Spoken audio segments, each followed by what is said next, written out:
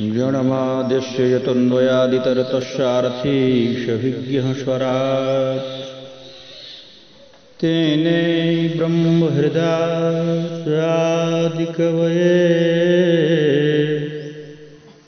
मुह्यन्ति यत्सूरयः तेजो वारिमृदां यथा विनिमयो यत्र त्रिसर्गो मृषा धाम्ना स्वेन सदा निरस्तकुहकं सत्यं परं धीमहि धर्मः प्रोज्झितकैत्रवोऽत्र परमो निर्मत्सराणां शताम् वेद्यं वास्तवमत्र रूपशिवदं तापत्रयोन्मूलनम् श्रीमद्भागवते महामुनिकृते किं वा परेरीश्वर सद्यो रेद्यवरोध्यते तु कृतिभिः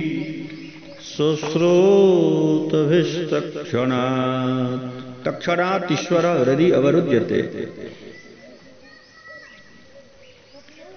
जिस समय भागवत श्रीमद् भागवत महापुराण श्रवण करने की जिज्ञासा हमारे मन में उदित हो जाती है तो उसी समय भगवान हरिरपि निजलोकम सर्वथा तो विहाय भगवान वैकुंठ को छोड़ देते हैं और कहाँ चले जाते हैं? वो तत्क्षणात् किस क्षण जिस क्षण आपके मन में श्रीमद् भागवत महापुराण श्रवण करने की जिज्ञासा बन जाती है, सुने नहीं है केवल बना है, तो उसी समय भगवान वैकुंठ को छोड़ते हैं और उसके हृदय में बरबस प्रवेश कर जाते हैं। हरिरपि निजलोकम सर्वथा तो विहाय और प्रविशति जाते कहाँ हैं?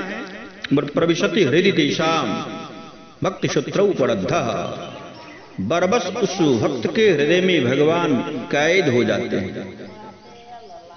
धर्मः प्रोज्झित कैत्रवोऽत्र परमो अत्र श्रीमद्भागवत महापुराणे कैतवो परमो धर्मः निरूप्यते। श्रीमद्भागवत महापुराण में परम कैतव धर्म का निरूपण किया गया है और श्रीमद्भागवती महामुनिकृते किं वा परेरीश्वरः भगवान की जब तक कृपा नहीं हो जाती है, भगवान जब तक अनुग्रह नहीं करते हैं तब तक इधर हमारा भगवान की ओर ध्यान ही नहीं जाता है। भगवान की ओर हमारा ध्यान जाने लगे, जान जाओ भगवान कृपा कर दिए। तो धर्मः प्रोज्झित कैत्रवोऽत्र परमो निर्मत्सराणां शताम् सज्जनानां वेद्यं वास्तवमत्र रूप शिवदम तापत्रयोन्मूलनम्। भागवत सुनने से लाभ क्या है? इसमें लाभ गिनाते हैं। भागवत सुनने से क्या लाभ है? तो ताप साप संताप अभी मैंने पूर्व में चर्चा किया था कि देहिक देविक भौतिक ताप तो शमन होता ही है, तापत्रयोन्मूलनम् ये तो समाप्त होता है। और क्या होता है? वो शिवदम कल्याण हो जाता है उसका, और जब कल्याण उसको हो जाता है तब फिर क्या होता है? तापत्रयोन्मूलनम् श्रीमद्भागवती महामुनिकृते किं वा परेरीश्वरः तो सद्योरिद्य सद्य मन तत्क्षणात् सद्य मन उसी समय तत्क्षणात् ईश्वर हृदय अवरुद्धते। तो भगवान तो सारे अपने लोगों को छोड़ करके और उस भक्त के हृदय में भगवान बरबस प्रवेश कर जाते हैं। तीसरे श्लोक में व्यास जी ने भागवत किसे कहते हैं, भागवत क्या है, इसके विषय में उन्होंने वर्णन किया।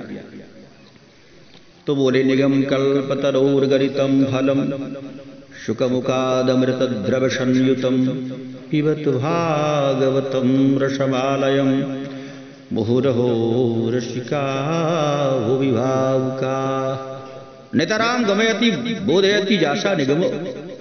इसका अर्थ होता है, निगम का मतलब होता है वेद। नितराम गमयति बोधयति जाशा निगम, उसे निगम कहते हैं। तो श्रीमद् भागवत महापुराण जो है वो वेद सम्मत ग्रंथ है, सारे वेदों की ही व्याख्या इसमें की गई है और बड़ा विशद रूप से भगवान व्यास ने श्रीमद् भागवत महापुराण में वेदांत की सारी ऋचाओं को, वेदांत के सारे मंत्रों का इसमें उन्होंने व्याख्या किया है, प्रतिपादन किया है। तो निगम कल्पतरुर्गलितम फलम, भागवत क्या है? बोले कल्पतरु वृक्ष है। तो भाई यदि कल्पतरु वृक्ष है तो उसमें फल होंगे? बोले हाँ फल है। तो फल हैं और फल उतने ऊंचाइयों से गिरे हुए हैं तो वो तो टूट फूट गया होगा? बोले नहीं, ये टूटा फूटा फल नहीं है। बोले तब?